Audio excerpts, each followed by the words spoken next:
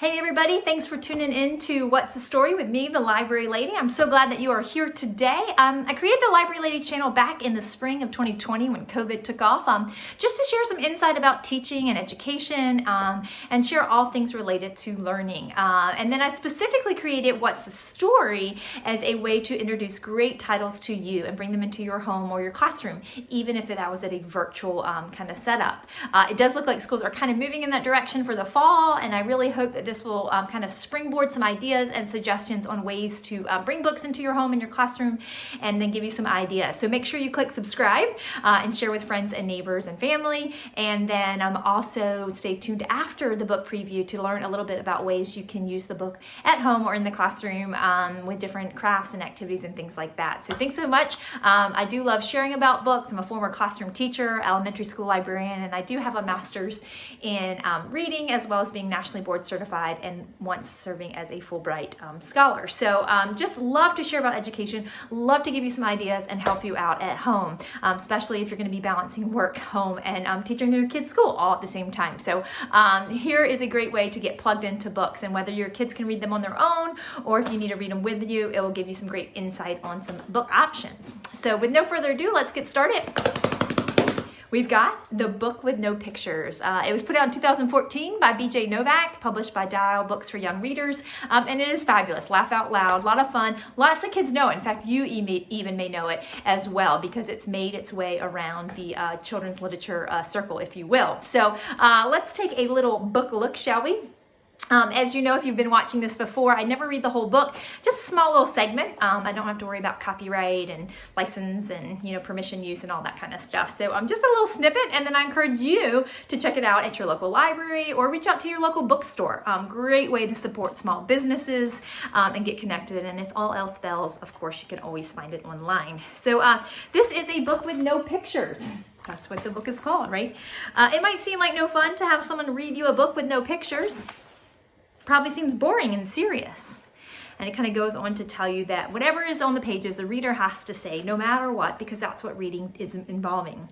And so I'm going to jump ahead a little bit to this page, which is kind of in the first page of what the reader will experience as they're going through the book.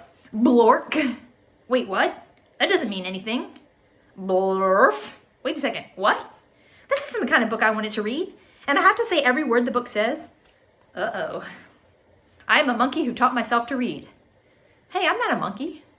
And now I'm reading you this book with my monkey mouth and my monkey voice. That's not true. I'm not a monkey. And kids will just laugh out loud. They love it because you're the one reading it to them, and then you're saying these things. Yes, I'm a monkey. I'm also a robot monkey. Wait, what? And so it kind of goes through all sorts of made up words, some real words. My favorite page, of course, is my only friend in the whole wide world is a hippo named Boo Boo Butt.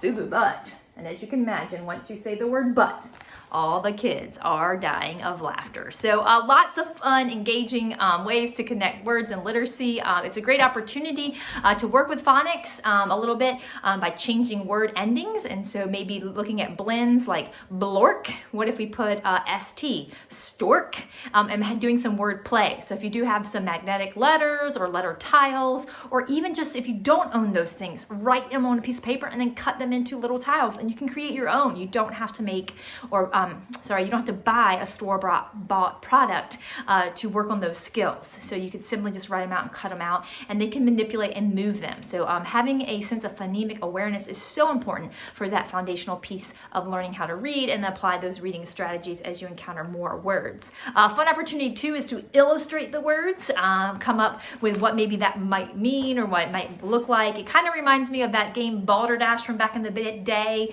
Some parents may be familiar with Balderdash, where there were kind of very high-end vocabulary words, and you created a definition and then people voted on it. So you can kind of do something with that, like create a definition for the word. What could it look like? What could it mean? That kind of thing. So lots of wordplay to do with that. There's even a supplemental book that's now out called My Book with No Pictures, where kids can do some writing and illustrating, and it's available for purchase. So you might want to look into that. You can have your kids just tell you about your favorite part or their favorite part and share some of the words and let them read it. and practice it. It's a great book, lots of fun. Kids love it, especially that boo-boo butt page, and they'll have a great time reading it. So check out the book with no pictures. I think your kids are gonna love it, and then stay tuned so you don't miss any other great reads on What's the Story. Happy reading, see you next time.